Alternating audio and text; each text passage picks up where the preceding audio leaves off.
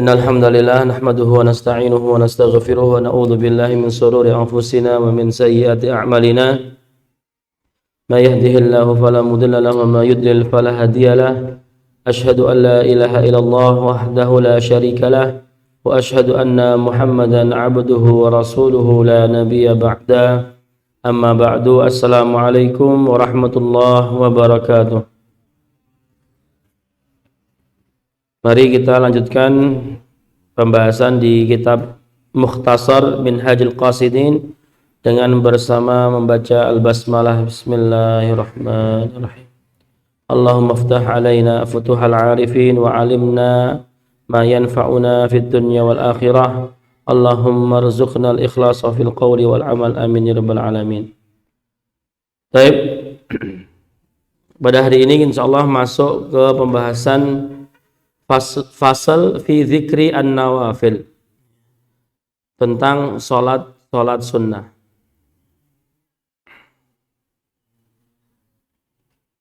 Qala musannif rahimahullahu ta'ala, nafa'ani wa iyyakum bi'ulumihi fid dunya wal akhirah. Faslun fi zikri an-nawafil. Imam Ibnu Qudamah mengatakan, i'lam anna ma'adal fara'id minas salati thalathata aqsam. Ya, selain salat fardu, ya, maka di situ ada salat sunnah yang dibagi menjadi 3. Pembagian ini adalah pembagian sesuai dengan tingkatannya. Ya, yaitu yang tingkatan yang pertama adalah disebut dengan sunnah atau sunan. Tingkatan yang kedua itu mustahab.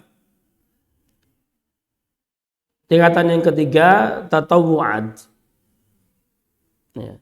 Maka ketiga-tiganya itu semuanya termasuk nafilah atau sunnah. Kalau kita bahasakan adalah sunnah. Sesuatu yang sunnah, bukan wajib, bukan fardu. Ya. Adapun nawafil, nafilah, itu secara bahasa artinya adalah az-ziyadah, tambahan, ya, tambahan. Maka perlu dipahami, ya, bahwasannya, ya, ibadah yang paling dicintai Allah Subhanahu wa taala itu adalah ibadah yang wajib, ya, ibadah yang wajib. Adapun, ya, ibadah sunnah atau nawafil atau ibadah tambahan, salat tambahan, itu sifatnya sebagai apa? Sebagai pelengkap atau sebagai penyempurna dari ibadah fardu. Jadi yang diutamakan tetap yang wajib. Maka jangan salah, ya. Jangan sampai sholat tahajudnya nggak pernah bolong, tapi sholat subuhnya bolong, ya. Sholat asarnya bolong. Maka bagaimana ketika sholat fardu nggak dilaksanakan, bagaimana bisa berperan sholat sunnah ini? Kan nggak mungkin, ya. Kalau mungkin baju yang bolong itu bisa ditempel dengan kain, ya. Maka fungsinya salat sunnah adalah seperti itu, menyempurnakan baju tadi biar nggak bolong-bolong, kan gitu, ya. Tapi kalau bajunya saja nggak ada, apa yang mau ditambal, gitu kan? Kalau salat fardunya nggak pernah, hanya salat sunnah saja. Maka apa faedahnya? Kan tidak ada faedahnya. Maka faedah dari salat sunnah itu akan datang, ya, itu ketika fardu sudah selesai terlebih dahulu. Ya. Ya.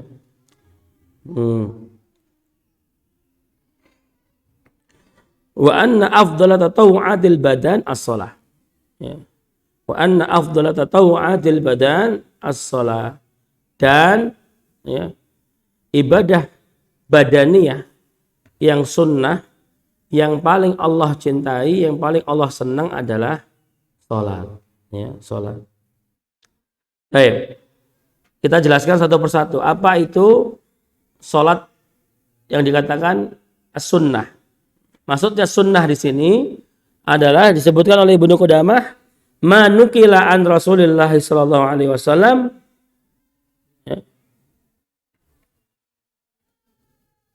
al-muwadhabatu alaihi.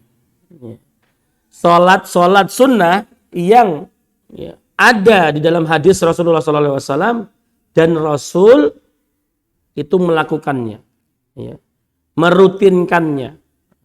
Contohnya apa? Salat rawatib. Salat rawatib. Di antara salat sunnah itu yang Rasulullah merutinkan, yang paling afdal, yang paling pertama adalah rawatib. Lalu ada salat tahajud, salat malam. Lalu ada salat witir. Lalu ada salat duha.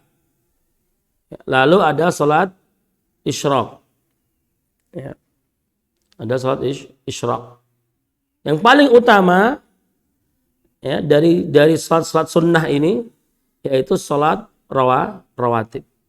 Baru tingkatan keduanya adalah salat malam, salat witir, salat duha, dan salat isyraq. Salat rawatib adalah salat sunnah yang dilakukan sebelum atau sesudah salat fardu. Dan di dalam salat rawatib pun terbagi menjadi dua. Terbagi menjadi dua. Ada salat sunnah, salat rawatib yang muakkadah, dan ada pula yang ghairu muakkadah. Maksudnya apa? Yang muakkadah itu salatnya yang betul-betul ditekankan oleh Rasulullah SAW. Yang ghairu muakkadah penekanannya kurang, seperti itu. Apa saja yang salat rawatib yang muakkadah? Yang pertama salat zuhur dulu. 2 rakaat qabla zuhur dan ba'da zuhur. 2 rakaat qabla zuhur dan 2 rakaat ba'da zuhur. Itu hukumnya apa? Muakkad. Asar 2 rakaat sebelum sholat asar. Maghrib 2 rakaat ba'diyah. 2 rakaat ba'diyah. Lalu isya itu 2 rakaat ba'diyah. 2 rakaat ba'diyah. Lalu subuh itu 2 rakaat qabliyah. Jadi ada berapa nih? Zuhur ba'diyah dan qabliyah, asar qabliyah, terus maghrib qabliyah, ba'diyah, isya ba'diyah, subuh qabliyah. Ada 12. Ada 12. Afwan. Asar enggak sudah muakkadah. Jadi cuma 10. 10. Asar enggak muakkadah. Dan di antara sunnah-sunnah muakkadah rawatib tadi, yang paling afdol, yang paling utama adalah sholat 2 rakaat sebelum sholat subuh. Yang mana kita tahu semuanya fadilah dan keutamaan sholat rawatib qabliyah subuh. Lalu adapun sholat witir, ini juga ditekankan, maka ditekankan oleh Rasulullah SAW. Beliau bersabda, ij'alu akhir salatikum bil laili witran. Maka jadikanlah akhir salat kalian di malam hari itu witir. Seperti itu. Maka kalau bisa ini jangan ditinggalkan, seperti itu. Kalau bisa jangan ditinggalkan. Kalau yang saya lihat, ada dulu syekh kami di Sudan, Beliau itu orang kaya sekali, ya, orang kaya sekali. Ya donatur, tolib, terus kalau ada acara daurah, ya kita mesti ke sana dan sebagainya. Ya. Ternyata ada amalan-amalan yang beliau amalkan terus, gak pernah beliau putus. Yaitu apa? Yaitu sholat 5 rakaat setelah sholat isya. 2 rakaatnya ba'diyah isya, 3 rakaatnya witir. Dan saya pernah melihat langsung beliau sholat 5 rakaat ya, setelah sholat isya. Dan beliau dawamkan itu. Beliau ngurusi masjid, ngurusi para tulab, ya, ngasih makan iftar setiap bulan Ramadan dan sebagainya. Mungkin salah satu wasilah kehidupan beliau yang lancar dan sebagainya, berkah dari sholat witirnya seperti itu. Adapun sholat duha, ya, itu mulai dari 2 rakaat sampai maksimalnya 12 rakaat. Boleh 2, 4, 6, 8, 10 sampai 12. Ya, maka terserah mau ambil yang berapa rakaat. Seperti itu. Tapi semuanya ini yang penting napa? Istiqomah. Tahajud 2 rakaat enggak masalah. 2 rakaat, besok 2 rakaat lagi enggak masalah. Yang penting apa? Istiqomah. Daripada langsung 11 rakaat, 13 rakaat. Tapi subuhnya 12, besoknya males. Ini enggak istiqomah. Yang penting dikit baru penuh. Baik. Lalu selanjutnya ya, mustahab. Apa itu mustahab? Ya, ma waradal khabar bi fadlihi wa lam yunqal al muwadhabah alaihi. Ya. Yang mana ya, fadilah salat ini ya, tertulis di dalam hadis. Ya. Tetapi ya, tidak ditemukan Rasulullah SAW merutinkan salat tersebut. Di sini contohkan apa? Kasolati inda dukhulil manzil wa khuruj minhu. Seperti salat ketika mau masuk ke dalam rumah atau ketika mau hendak keluar rumah.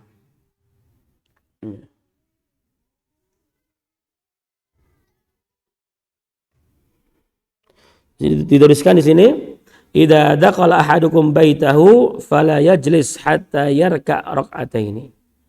Apabila seorang masuk ke dalam rumah, maka janganlah duduk langsung sampai dia sholat 2 rakaat.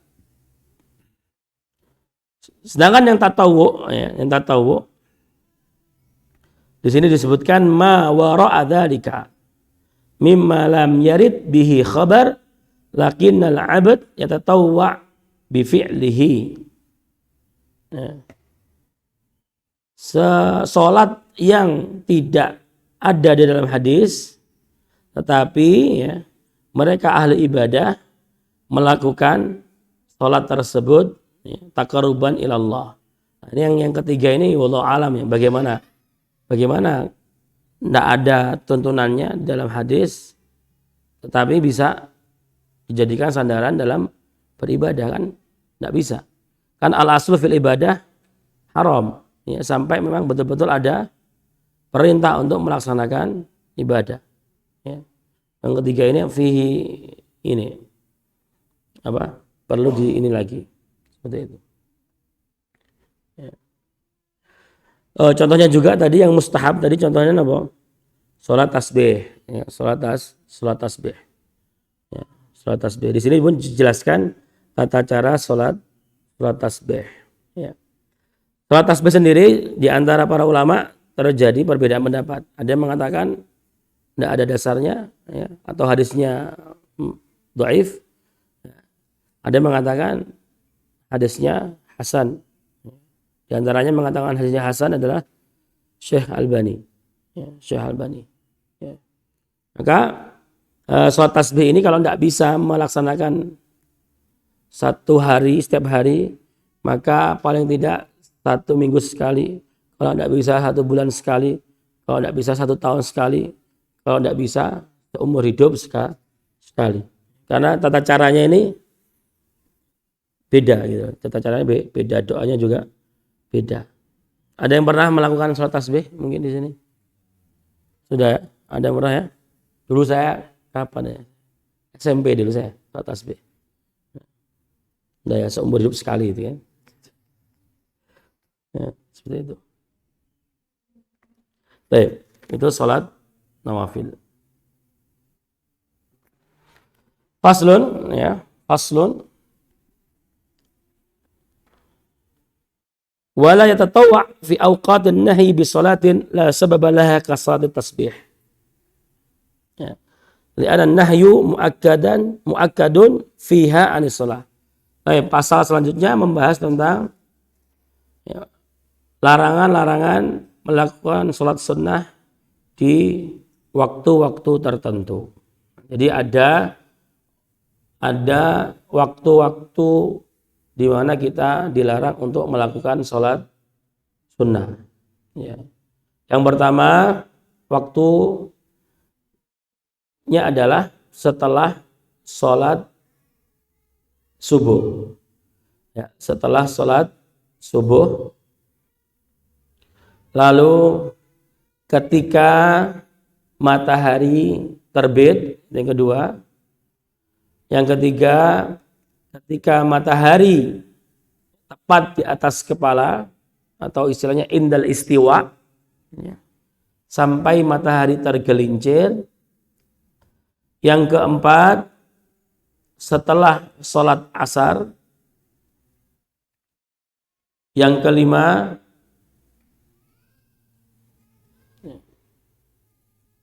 ketika langit menguning sampai tenggelamnya matahari. Itu ada 5 waktu di mana kita tidak boleh melakukan sholat sunnah. Ya. Sholat sunnah apa saja yang tidak boleh dilakukan di 5 waktu terlarang tersebut? Yang pertama adalah sholat sunnah mutlak. Ya. Sholat sunnah mutlak. Yang kedua adalah sholat sunnah yang terikat oleh sebab mutaakhir. Ya. Baik, sebelum saya jelaskan. Ya, saya jelaskan. Jadi sholat itu dibagi menjadi 2. Ya, ada sholat fardu yang 5 waktu itu dan ada sholat sunnah. Ya. Sholat sunnah itu terbagi menjadi 2. Ya. Ada sholat sunnah mutlak, ada sholat sunnah muqayyad. Muqayyad artinya terikat, ya, terikat. Kalau sholat sunnah mutlak itu sholat sunnahnya nggak terikat oleh apapun, ya, sholat saja, sholat. Seperti yang kita bahas kemarin, sholat ketika menunggu imam atau khotib naik ke mimbar, itu namanya sholat mutlak. Sholat yang muqayyad atau sholat sunnah yang mempunyai ikatan, ya, itu dibagi 2. Antara mempunyai ikatan waktu, ya, atau mempunyai ikatan sebab. Ya. Sholat sunnah yang memiliki ikatan waktu, contohnya sholat duha, terikat oleh waktu duha. Ya. Sholat rawatib, terikat oleh waktu sholat fardu. Sholat idul fitri terikat oleh waktu 1 Syawal. Ya. Itu namanya sholat sunnah yang terikat oleh waktu. Adapun sholat sunnah yang terikat oleh sebab, ini ada 3. Ya. Yang pertama, sebabnya itu mutaqaddim. Sebab sholat, ya, itu ada lebih dulu daripada sholatnya. Contohnya sholat sunnah wudhu. Ya. Kapan dilakukan sholat sunnah wudhu? Setelah kita wudhu. Ya. Berarti sebabnya lebih dulu ada, baru sholatnya. Sholat sunnah tahiyatul masjid. Ya. Sebabnya lebih dulu, yaitu apa? Masuk masjid, baru sholat sunnah. Terus apa lagi kira-kira? Apalagi ya selain sholat tahiyatul masjid sama awasat muhsan.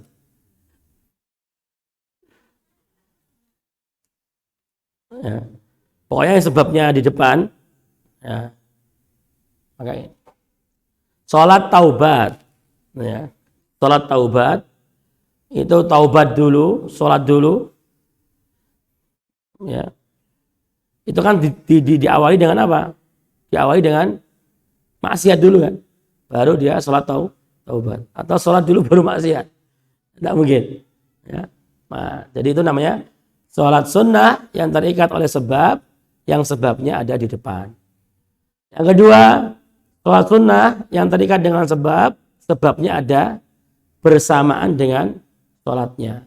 Contoh gerhana bulan dan gerhana matahari. Ya. Maka sholat gerhana itu harus bersamaan dengan gerhananya. Kalau lebih dulu, sholat dulu baru gerhana, maka nggak sah. Atau gerhana sudah selesai baru sholat, maka juga nggak sah. Contoh lagi, sholat istisqa, sholat minta hujan. Maka sholatnya berbarengan dengan kondisi paceklik, ya. Kondisi kemarau, kering. Maka kalau sholat pas hujan, maka nggak jadi sholat istisqa, gitu kan? Itu.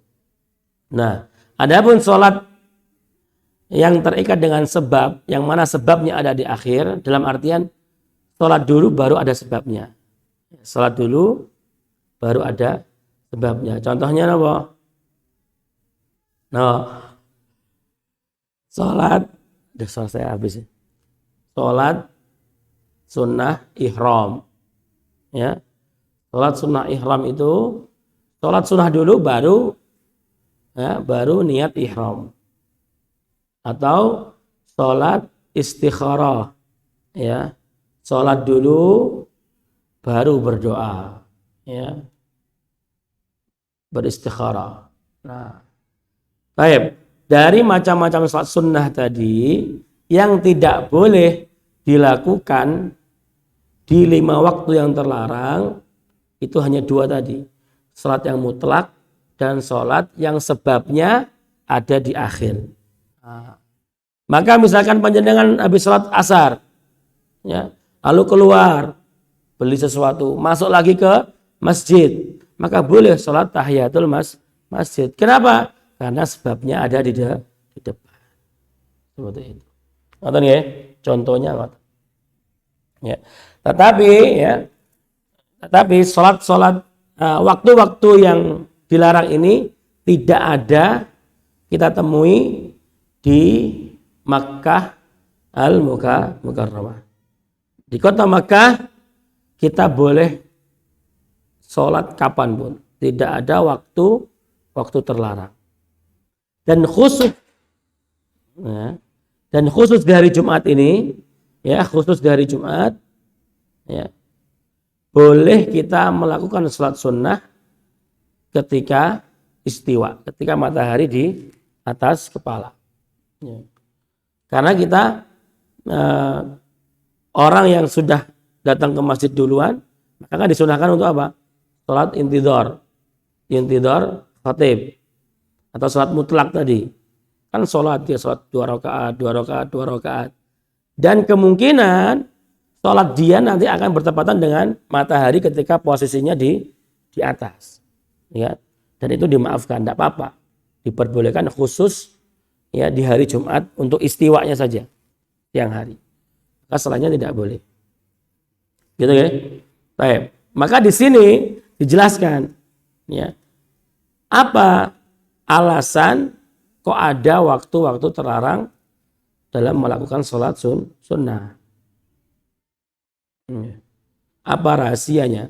Yang pertama, ya, tarkut tasyabbuh bi'ubadis syam. Ya. Agar kita tidak menyerupai, ya, mereka para penyembah matahari. Maka kalau matahari muncul terus kita sholat, itu seperti menyerupai mereka yang penyembah matahari. Kalau di Jepang itu namanya apa? Agama apa? Shinto. Ya, Shinto. Di Jepang ada Shinto, itu nyembah matahari. Nah, sama nyembah api itu. Shinto. Beda. Kalau di Indonesia juga ada Shinto. Ya, gurunya Wiro Sableng. Itu yang pertama, biar tidak menyerupai kaum yang menyembah matahari. Wasani, ya. Yang kedua, at-tahdhir minas sujud liqarnis syaitan. Untuk menghindari sujud kepada tanduk syaitan. Karena setiap kali matahari itu terbit, maka di situ ada tanduk syaitan. Dan setiap kali matahari itu tenggelam, di situ juga ada tanduk syaitan. Maka kita dilarang untuk sholat, ya, agar tidak sujud dengan tanduk syaitan. Dan yang ketiga, apa alasannya? Ya. Anna salikai tariqil akhirah muwadhibuna 'alal ibadah. Karena apa? Karena orang-orang yang pencari akhirat, ya, itu selalu, ya, menyibukkan diri dengan ibadah demi ibadah. Wal muwadhabatu 'ala namti wahidin yurithul malal. Dan rutinitas ibadah itu kalau hanya ibadah itu saja, itu biasanya nanti bisa bosan, ya. Makanya sholat itu gerakannya banyak, sholat itu berdiri, ada ruku, terus i'tidal, ada sujud, ada duduk, gitu kan. Kalau berdiri terus atau posisinya sholat itu ruku terus dari awal sampai akhir, ya, itu kan akan bosan, gitu kan, bosan, ya. Dan ibadah itu banyak, nggak cuma sholat saja. Ada sedekah, ada apa lagi? Ada haji. Haji pun juga banyak, bermacam-macam. Ada tawaf, ada wukuf di Arafah, di Mina, ya, ada lempar jumroh, ada sa'i. Biar apa? Biar mutanawi, biar enggak bosan, ya, biar enggak jenuh, ya. Maka pun juga demikian, ya. Maka di situ Allah syariatkan apa? Ada larangan-larangan waktu tertentu untuk tidak boleh melakukan sholat. Ya. Agar apa?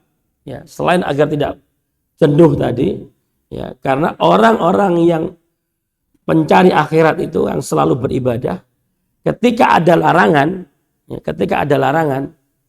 itu motivasi beribadahnya itu akan semakin berlipat-lipat, gitu. Dia ibadah terus, sholat terus, tapi mau ba'da asar mau sholat lagi itu nggak bisa kan, gitu kan. Dia tuh kebiasaannya sholat terus, sholat sunnah mutlak terus. Tapi ketika dia ba'da sholat subuh mau sholat, nggak bisa, harus nunggu sampai matahari itu setinggi ujung tombak, gitu kan. Maka dari waktu dia nggak boleh itu, dia akan mengumpulkan rasa kerinduan dia untuk membalasnya dengan ibadah-ibadah yang lebih banyak lagi nantinya, gitu. Itu para pencari akhirat, gitu. Ya. Bagaimana dengan kita, ya? Apa kita juga seperti itu, gitu loh, ya? Kadang kita zuhur baru selesai, setelah zuhur terus istirahat sebentar, adzan newisan, gitu. Maka derajat alimin itu ya tinggi sekali kan, gitu kan. Mereka saja sampai diberi waktu apa? Waktu larangan. Biar apa? Biar semakin rindu. Kok dilarang bertemu, misalkan dilarang bertemu istrinya sampai 2 jam ke depan, kan nggak sabar kan? Sabar pengen ketemu istrinya. Saya balas 2 jam tadi nggak ketemu, saya ajak ke sini, saya belikan ini, belikan itu, kan gitu kan. Sama juga mereka para pencari akhirat. Ada 5 waktu itu sangat mengganggu hati mereka. Saya pengen ibadah kok nggak bisa, ini ada waktu dilarang. Maka biar semakin apa? Semakin besar kerinduan seseorang itu akan ibadah. Apalagi yang perempuan ya. Ada haid ya kan? Ada nifas gitu. Maka di masa-masa haid itu nggak bisa baca Quran, nggak bisa buka mushaf, ya, nggak bisa sholat. Itu harusnya terkumpul lebih banyak itu. Yang nantinya ketika dah suci, jangan diganggu dulu. Pak suami, ya, saya mau baca Quran dulu. Pak suami ini takut terus. Suci. Belum. Sudah suci tapi saya mau ibadah dulu. Ya, itu harusnya gitu. Maka harusnya Pak suami gitu. Oh, saya kasih jeda lah, jangan kita ganggu dulu ya. Kemarin udah nggak sholat, nggak baca Quran gitu kan. Ya. Itulah biar rindu. Maka kita juga perlu melatih diri kita untuk bisa rindu ibadah gitu. Biar caranya, biar kita itu merasa rindu gitu loh. Saya rindu pengen bersedekah, nunggu gajian, gitu kan? Nunggu gajian. Setelah gajian, entek disek duitnya. Enggak, harus di planning. Orang rindu mesti akan melakukan apapun lah untuk hal yang dia rindukan. Seperti itu. Saya pengen umroh, rindu betul. Beda dengan orang yang bisa umroh setiap hari, setiap bulan. Beda. Saya pernah punya senior di Ummul Qura. Bukan Ustaz Irmanto. Beda. Ya. Orang Gontor. Beliau pernah mengatakan kepada saya itu ketika sekolah di Ummul Qura, saya pernah dinasihati sama dosen saya. Untuk apa nasihatnya? Jangan sering-sering melihat Ka'bah. Kamu kalau sholat di Masjidil Haram, sholat yang di luar masjidnya, yang nggak bisa lihat Ka'bah.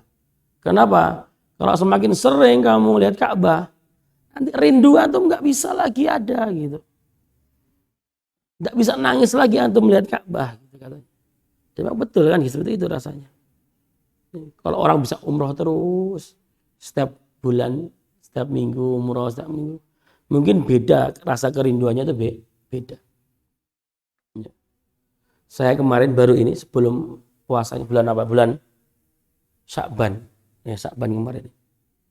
Ini ada salah satu pegawai kami, di Tidar itu, pegawai itu izin, tiba-tiba itu izin sama bapak saya. Pak, saya mau izin enggak masuk kerja berapa hari? Kurang lebih 12 hari atau 15 hari. Lah mau kemana? Kok lama sekali? Insya Allah besok Senin mau umroh. Itu ngomongnya hari Sabtu. Minggu, Senin berangkat. Senin baru umroh, mau umroh. Tuh, sama siapa? Piambaan sendiri. Kalau sendiri perempuan Pak, ini perempuan. Saya sendirian. Tuh, siapa yang belikan kamu tiket umroh? Saya ngumpulkan gaji saya dari 10 tahun yang lalu saya masuk Tidar sini. Jadi dia tuh salah satu karyawan yang tidak pernah makan siang, ya. Terus kalau beli telur 1 kilo itu dapat berapa biji Pak? 16 biji, ya. Itu bisa habis 2 minggu dimakan telur terus telur, ya. Sampai karyawan-karyawan yang lain itu kadang-kadang ya agak bully, ada yang bully sedikit gitu loh, ya. Wong hemat, wong kok mangan ndok siji sedina siji gitu kan. Kalau makan ayam, makan pitik, you know. Kalau ada Jumat berkah, biasanya ibu bikin Jumat berkah itu, makannya paling banyak. Kayak dilampiaskan ngomong gratis gitu. Makannya paling banyak. Itu dibully juga. Ternyata di balik itu semua, Pak, dia sedang mengumpulkan kerinduan itu tadi untuk bisa berangkat umroh. Dan itulah, ya, itu yang esensinya ibadah ternikmat, yaitu ketika kita merasa rindu. Mungkin kita punya banyak uang, bisa umrah kemana saja, tapi kita belum tentu mendapatkan rasa itu. Seperti itu. Belum tentu kita mendapatkan rasa itulah. Di sini diajarkan bahwasanya kita tuh harus menjadi orang yang merindukan ibadah gitu. Ibadah, bukan menjadikan ibadah itu adalah sesuatu yang membebani kita, jadi berat, jadi abot. Lagi lungguh buka laptop misalnya, aku asik gitu kan. Ya gitu ya, seperti itu. Ya, mungkin itu saja yang bisa saya sampaikan di pagi hari ini. Insya Allah besok kita masuk di rahasia-rahasia syariat zakat. Insya Allah bagus ini juga. Ya. Baik, ini saja. Syukran, assalamualaikum warahmatullahi wabarakatuh. Nakra doa kafaratul majlis.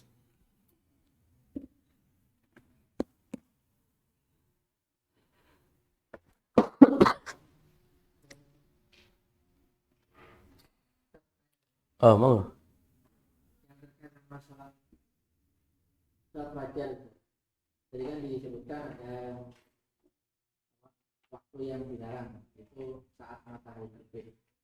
Sedangkan kita tahu ada sunnah sholat fajar, nah, itu gimana? Sholat fajar bukannya sholat subuh. Syuruk itu isyraq tadi tuh. Syuruk itu setelah matahari terbit. Setelah matahari terbit dia naik itu. Kalau waktunya kalau nggak salah antara 10 sampai 15 menit setelah matahari terbit. Itu baru masuk waktu isyraq. Ada yang mengatakan waktu isyraq adalah waktu awal salat duha, juga ada seperti itu. Jadi enggak pas matahari terbit itu pelaksanaan salat isyraq itu. Mulai terbit ditunggu 15 menit atau 10 menit. Nah, itu baru.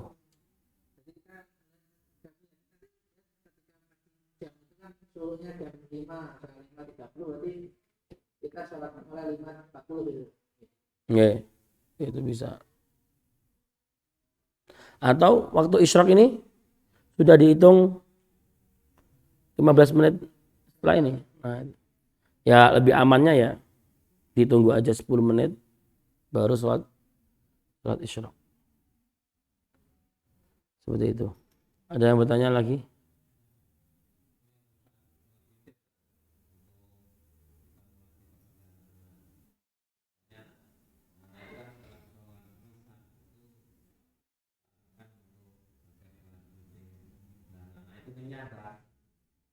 Kenyang.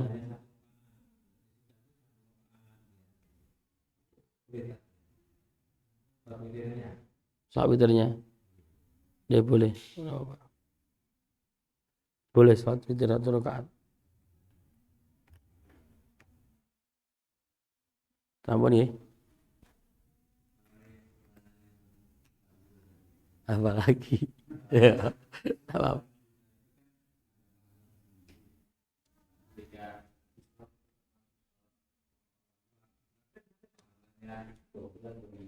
Alam. Ya kayaknya kan isyraq sama sholat duha kan sholat tersendiri kan. Ya itu nanti maksudnya ya sholat isyraq itu. Sholat isyraq. Oh, double apa? Nggak tahu saya. Ada promo ada ini nggak tahu saya. Ada pixel ya. Nggak tahu. Yang penting gas mohon. Selama ibadah bagus gas mohon. Jadi intinya ada tingkatan-tingkatan itu ya. Ada tingkatan-tingkatan sunnah itu menandakan bahwasanya ada skala prioritas dalam ibadah kita gitu loh. Ada skala prioritas dalam ibadah kita. Jangan sampai setelah sholat isya ya kita langsung sholat tarawih ya. Padahal yang afdolnya lebih utama mana? Sholat rawatib ba'diyah isya gitu loh. Maka ada skala prioritas, jangan ini. Dalam harta, dalam berzakat, bersedekah itu ada skala prioritas. Maka mana yang paling prioritas, mana yang paling bisa mendatangkan keuntungan yang lebih banyak gitu loh. Nah, seperti itu, biar nggak sia-sia juga seperti itu. Dan sesuaikan kemampuan dan seperti itu. Seperti itu. Ya. Harus belajar ya, bisa mengukur skala prioritas ibadah itu bagaimana. Insya Allah masalah yang lain insya Allah bisa. Kalau jadi pemimpin bisa. Ya. Jangan seperti yang terlihat sekarang pemimpin kita ini nggak ada yang bisa apa ini kan skala prioritas gitu loh.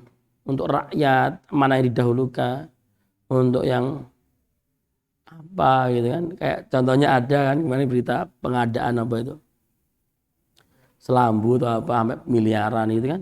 Ini kan nggak prioritas banget gitu loh. Kan nggak main skala prioritasnya tuh nggak main dia.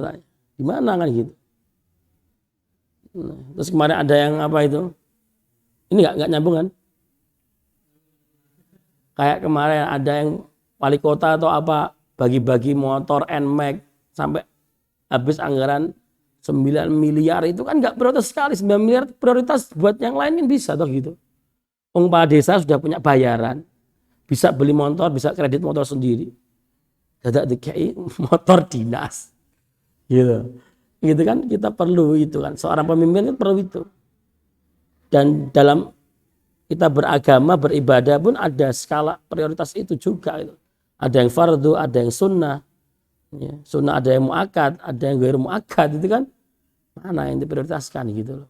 Itu. Jadi harus pintar-pintar lah umat Islam ini harus pintar. Dalam mengolah harta juga seperti itu. Ya. Tapi mungkin itu saja ya. Biar tidak terlalu lama. Sekian. Assalamualaikum warahmatullahi wabarakatuh.